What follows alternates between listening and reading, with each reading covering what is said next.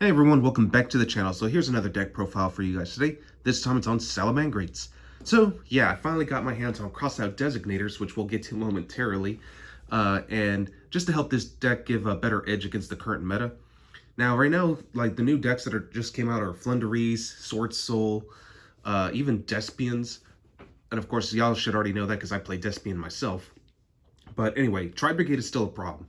Like, they're still like a really powerhouse deck, and yeah, it's a little scary, but I decided to focus my deck around like all these matchups and to help counterattack cards like Nibiru, because that's the one card this deck generally loses to.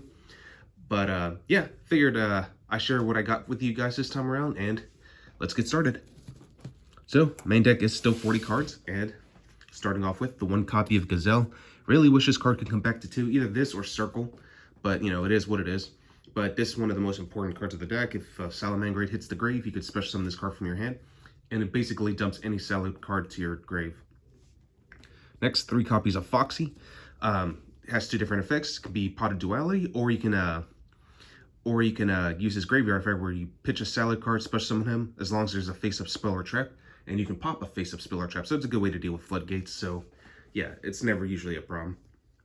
Next, 3 copies of Spinny, since you definitely need more level 3s in order to get into Mirage Stallion. Spinny is definitely one of the best extenders. 2 Jack Jaguar is one of your main sources of recursion. He brings himself out as long as you shuffle back a Salamangreat card from your, well, Salamangreat monster from your grave back to your deck or extra deck. So yeah, good way to recycle your links. And to round up our Salad lineup, 1 Falco, just to recur our spells and traps, or it could be an additional extender too. So yeah, Falco, definitely an amazing card. Alright, so that's it for the Salad monsters. Moving on. Next, 3 copies of Flame Buffalo, which honestly should be a Salamangreat monster anyway. If this card leaves the field, you get to discard 1 Cyberus monster and draw 2 cards. So, yeah, and definitely one of your best normal summons overall. Way better than Lady Debug. Next, 3 Parallel Exceed. Definitely a great way just to get a free rank 4 out, because, you know, this card becomes a level 4 once it's special summoned, and it special summons another copy of itself, too. So, that's pretty nice. And then to round up the rest of our Cyberus engine, 1 copy of Sea Archiver. It's just a 4th copy of Spinny, basically, so why wouldn't you want to run it? Alright, and then for our hand trap lineup, it's going to be a lot different than I normally would do. For sure, it's still going to be 3 copies of Ash Blossom, because it's one of the most generic hand traps out there. And yeah, I can't really say much more than that. And the fact that it's also recyclable, which is nuts. Next, I'm bringing back an old card that I used to run, and it's definitely made a strong comeback this format. 2 copies of Ghost Ogre. Now, for those who might be thinking, like, what? Why? Well, Ghost Ogre is actually really strong right now, especially against the Flunderies matchup and the Sword Soul matchup.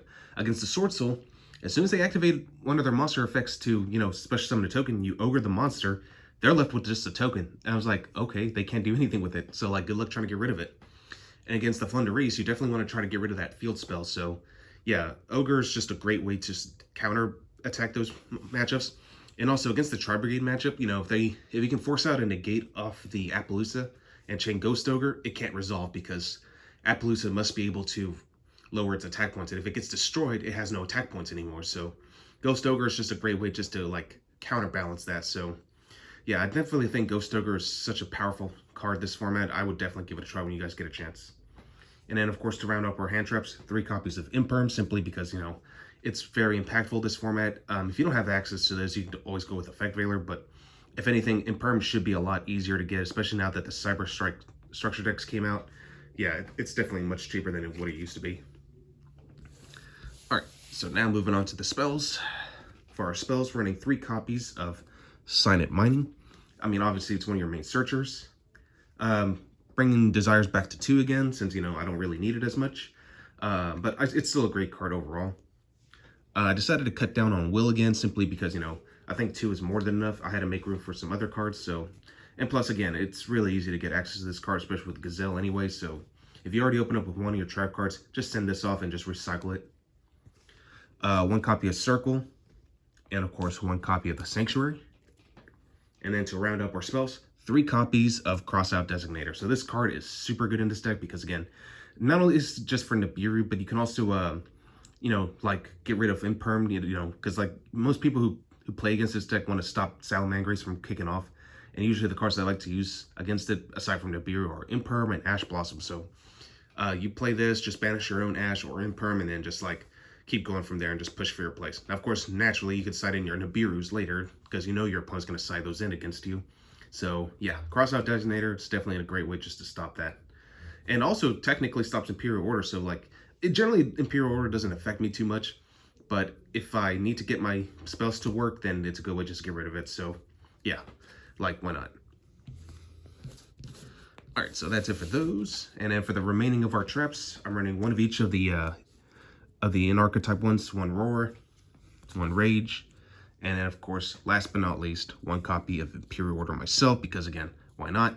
My deck can easily facilitate this, and plus, if I need to, I can get rid of it myself later. So, yeah, Imperial Order, definitely an amazing card. Alright, so that's it for the main deck. Now moving on to the extra deck. So the extra deck's pretty much exactly the same as I had it. 3 Balinks, 3 Sunlight Wolf, you know, standard ratio, 2 Heat Leo, 1 copy of Splash Mage and Update Jammer. Now that I feel more comfortable to playing this deck again because, you know, because of Crossout Designator. 1 Transcode Talker, 1 Axis Code, which is getting a reprint in Maximum Gold El Dorado, so everyone should be happy about that. And then for our only Xyz monsters, got the 1 Mirage Stallion, 1 Dugaris, which I'm actually tempted to try out Time Thief Redoer because I heard it's actually really good in this strategy. So I might give it a try myself because Dugaris is pretty good, but it does have its risks. So yeah, and Baguska is definitely a lot better this format now because again we have more variety this format. So yeah, definitely a good way just to stop those meta matchups, and of course Abyss Dweller because they're still graveyard reliant decks. So yeah, Abyss Dweller is definitely one of the ways to handle that. All right. And then, of course, for our side deck, 3 copies of Artifact Lancia, you know, just to stop, like, banishment effects. I am running my Nibirus on the side, which, again, I could easily just main deck later on if I know my opponent's going to side these in against me. 3 Forbidden Droplet for back removal to Cosmic Cyclone and a Harpy's Feather Duster. Oops, I accidentally bumped the camera there. Running 3 copies of Rivalry of the Warlords because, you know, against Tri-Brigades, this basically stops them dead on because, you know, they have multiple types. In a way, it technically stops Guru because they, like, especially a lot of Guru players like myself actually run Dragoon in their deck. And I think some are actually starting to consider Destroyer Phoenix Enforcer. You know, as long as they're trapped in that one Guru, they can just play, you just play this and just kind of like bypass that. But just bear in mind, they could just book their Guru and summon it out anyway, but yeah, again, it's mostly just for the Tri-Brigade. I believe this also stops Virtual World too, if I'm not mistaken, because it consists of different types, but I could be wrong. I know for sure they consist of different attributes, but yeah, it's not too bad. And of course, to round it up, 1 copy of Red Reboot. Why not, right? Well, that's all I got for you guys today. Hope you guys enjoyed this, and I will catch you guys again next time.